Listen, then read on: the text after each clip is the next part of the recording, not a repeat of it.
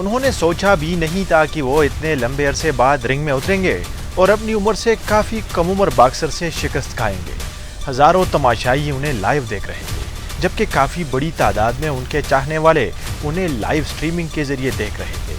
मगर शायद उन्हें ये अंदाज़ा नहीं था कि इतना अरसा बॉक्सिंग रिंग से गैर हाजिर रहने और साथ उनकी बढ़ती उम्र ने उनकी पहलवानी को कमज़ोर कर दिया है।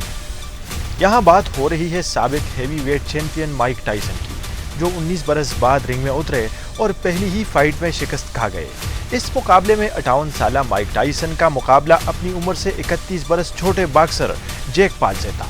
माइक टायसन ने अपने करियर में 50 मुकाबले जीते हैं, जिनमें से 44 जीते हुए मुकाबले नॉकआउट थे। उनके हरीफ जैक पॉल ने 10 मुकाबलों में हिस्सा लिया, जिनमें से 7 फतूहात नॉकआउट थी। ताहम उन्होंने तमाम मुकाबले गैर मकबूल हरीफों से जीते हैं।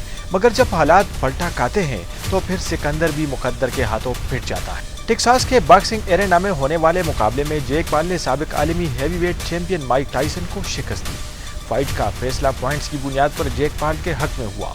8 राउंड के मुकाबले में तीनों जजेस ने जैक पॉल को फातिह करार दिया। जैक पॉल अमरीकी अदाकार और यूट्यूबर भी हैं, जबकि इस मैच में माइक टायसन थोड़े सुस्त दिखाई दिए। AT&T स्टेडियम में 70,000 तमाशाई मैच को देखने के लिए मौजूद थे, जबकि नेटफ्लिक्स पर 85,000 से ज्यादा शायकीन ने इस मैच को बराह रास्त देखा। ये फाइट रवां बरस जुलाई में शेड्यूल थी, जो माइक टायसन की तबीयत की खराबी की वजह से मुलतवी कर दी गई। माइक टायसन 2005 में केविन मैकब्राइड से शिकस्त के बाद बॉक्सिंग से रिटायर हो गए थे।